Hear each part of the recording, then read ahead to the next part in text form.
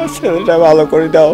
যাই হোক, আমার যেটুক ছিল ওইটুকু আমার ফুরিয়ে গেছে, আমার আর কিছু নেই। আর পাওয়া ভাঙা, আমিও তো সেই কর্ম করতে পারি না।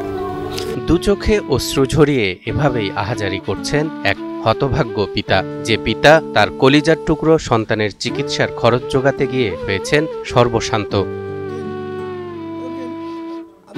যে সন্তানের পড়ার টেবিল একসময় ভরা থাকত বই আর খাতা দিয়ে, এখন সেই টেবিল ভর্তি ঔষধে। জহুরুল আলম ও মরিয়ম বেগম দম্পতির ৩ সন্তানের মধ্যে সবার ছোট নাইম ইসলাম মুন্না। মাত্র ৪ মাস আগেও স্বাভাবিক ছিল তার জীবনযাত্রা, কিন্তু হঠাৎ করেই একদিন অসুস্থ হয়ে পড়ে মুন্না। পরীক্ষা নিরীক্ষা শেষে জানা যায় মরণব্যাধি ক্যান্সার বাসা বেঁধেছে তার এই ছোট্ট শরীরে। ৩ মাস থেকে রোগ সমস্যা, ৩ মাস হয়ে গেল আমার ছেলে ক্যান্সারে আক্রান্ত হয়েছে।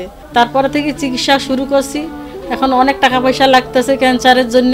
এখন ক্যান্সারের জন্য টাকা পয়সা তুগলা তো আমাদের কাছে নেই, আমরা হলাম গরিব মানুষ। পাঙ্গা চৌপুথি আব্দুল মজিদ আলিম মাদ্রাসার ১০ম শ্রেণীর ছাত্র মুন্না। এবছর তার দাখিল পরীক্ষায় অংশ নেওয়ার কথা ছিল, কিন্তু পরীক্ষায় বসা তো দূরের কথা, এখন তার বিছানার এপাশ থেকে ওপাশে ফিরতেই কষ্ট হয়।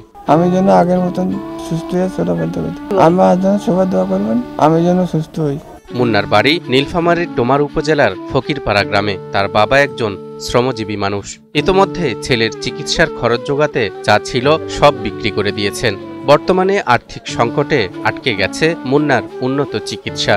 এমন অবস্থায় সামর্থ্যবানদের সহযোগিতা চেয়েছেন মুন্নার অসহায় পিতা। ক্যান্সার হাসপাতাল বললো যে প্রতি মাসে 1.5 থেকে 2 লাখ টাকা খরচা হবে। কয় মাস লাগবে? ওরা বলতেছে 7-8 মাস লাগবে। আমি বলছি 7-8 মাস লাগবে, তাহলে বহু টাকার পড়লো, এত টাকা আমি পাবো কোথায়? তো কাছে তাইলে চিকিৎসা তো হবে না। তো চিকিৎসা যদি না হয় তাহলে আমরা বাসা নিয়ে আসবো।